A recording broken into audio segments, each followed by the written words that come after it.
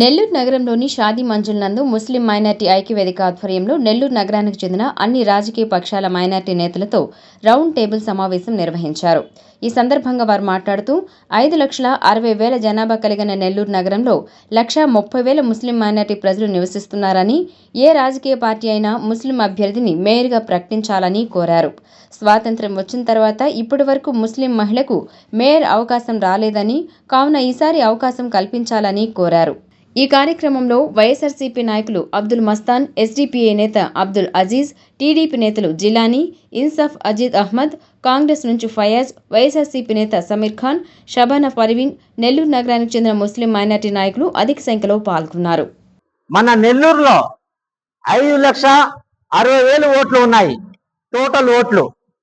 మన ముస్లిం మైనార్టీ ఓట్లు 1,25,000 ఓట్లు ఉన్నాయి.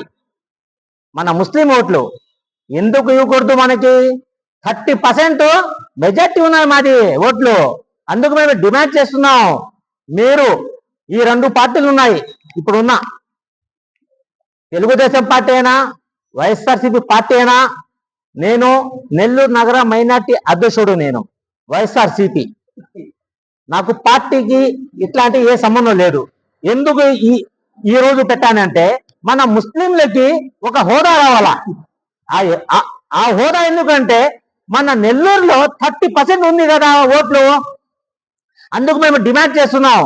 మీరు ఓసీ అయినా బీసీ అయినా రిజర్వేషన్ అయితే మేము డిమాండ్ చేస్తున్నాం, మన ముస్లిం కమిటీకి రిజర్వేషన్ ఇవ్వాలా, మన ముస్లింకి కేటాయించాలా. మేము ఖచ్చితంగా గెలిపించుకుంటాం. అదేవిధంగా 3 నియోజకవర్గాలు అవుతున్నాయి.